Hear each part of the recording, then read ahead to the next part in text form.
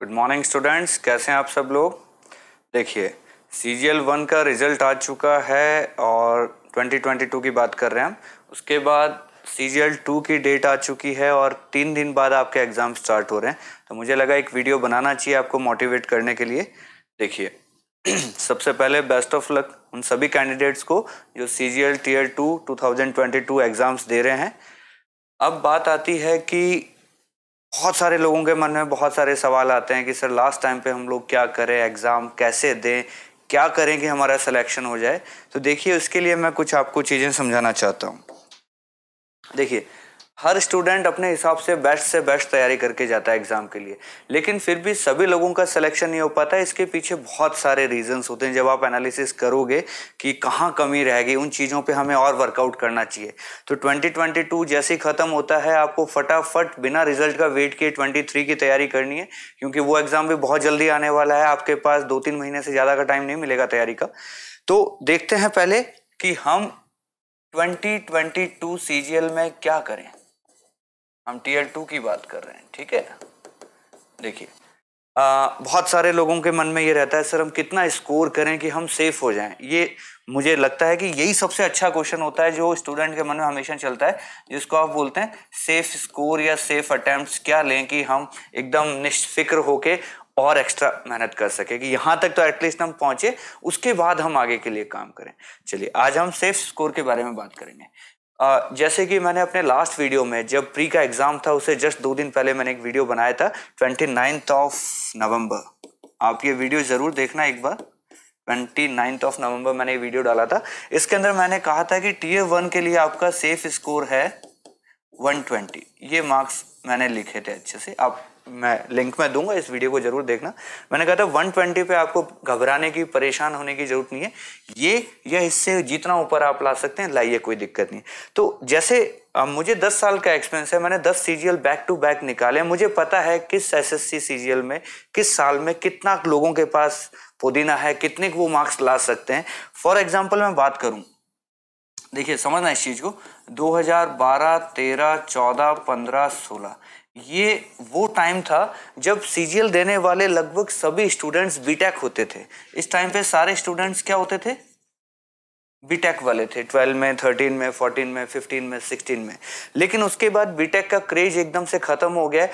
अब जो 2022 की हम बात करते हैं, इसके अंदर अगर आप देखोगे ना, तो मोर देन 50%, 50 भी क्या, मैं कहता हूँ 60% लगभग लोग आर्ट्स वाले आ गए हैं वापस। आर्ट्स या मान लीजिए कॉमर्स वाले मान लीजिए।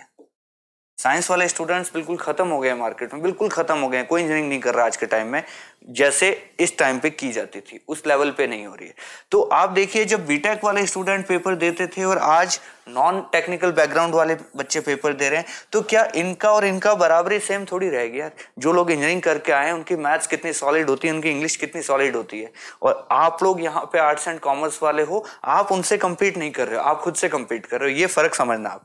तो इसलिए क्या है कि आपको बहुत ज्यादा घबराने की जरूरत नहीं है। जैसा फ्लो यहाँ चला था वो फ्लो अब नहीं चलने वाला, वो टाइम खत्म हो गया। तो इसी बात कर लेते हैं आगे हम।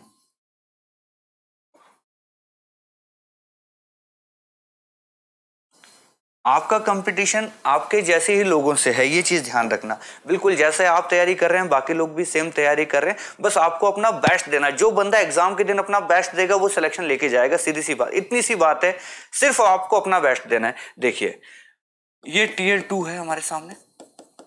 मैं बात कर रहा हूं कि आप कितना स्कोर कर लें कि आप अपने आप को सेफ मान सकते हैं। हम CGL 2022 Tier 2 की बात कर रहे हैं। आपके सामने देखिए क्या क्या ऑप्शन है। मैथ्स, इंग्लिश, यहाँ रीजनिंग ले लेते हैं और यहाँ पे जीके ले लेते हैं। ये 4 ही सब्जेक्ट है हमारे सामने, और एक कंप्यूटर अलग से है, और फिर एक टाइपिंग और है हमारे पास। तो इन दोनों के बारे में मैं ज्यादा बात नहीं करूंगा, हमारा फोकस सिर्फ इन दोनों, क्योंकि ये दोनों क्वालिफाइंग नेचर है, इनके मार्क्स आपके कट ऑफ में नहीं जुड़ने वाले हैं। क्लियर? हम बात करेंगे सिर्फ इनकी। तो देखिए, नंबर ऑफ क्वेश्चन हमारे सामने क्या क्या है इनके। 30 इसके आने हैं, 30 इसके आने हैं, 45 इसके आने हैं, 25 इसके आने हैं। ये चीज पता है सब लोगों को। अब कितने अटेम्प्ट लिए जाएं हमारे कि हम अपने आप को सेफ साइड में देखें। तो मेरा एक्सपीरियंस ये कहता है कि एक एवरेज स्टूडेंट, मैं एवरेज स्टूडेंट को लेके चल रहा हूं, और हमेशा ध्यान रखना जो मैक्सिमम सिलेक्टेड होते हैं वो एवरेज स्टूडेंट्स ही होते हैं। टॉपर्स हमेशा अलग रहते हैं, नॉन सेलेक्टेड हमेशा अलग रहते हैं। जो मेजॉरिटी होती है वो एवरेज स्टूडेंट्स की होती है हमेशा, हर एग्जाम के अंदर मेजॉरिटी एवरेज स्टूडेंट्स की होती है। तो अपना एवरेज स्टूडेंट का मेरा ये मानना है कि अगर आप 30 में से यहाँ 24 क्वेश्चन सही कर देते हैं, यहाँ भी आप अप्रोक्स 24 सही कर देते हैं, 45 में से अप्रोक्स आप 30 मान लीजिए, और 25 का लगभग हाफ ले लीजिए, हम ले लेते हैं 12। किसी को ये बहुत कम लग सकते हैं, किसी को ये बहुत ज़्यादा लग सकते हैं, तो मैं एवरेज की बात कर रहा हूँ। आप देख लीजिए, अगर आपको ये कम लग रहे हैं इसका मतलब एवरेज से ऊपर हैं, और आपको ये बहुत ज़्यादा लग रहे हैं इसका मतलब एवरेज से पीछे हैं। तो सोचना आपको है कि आप कहाँ पे स्टैंड कर रहे हैं।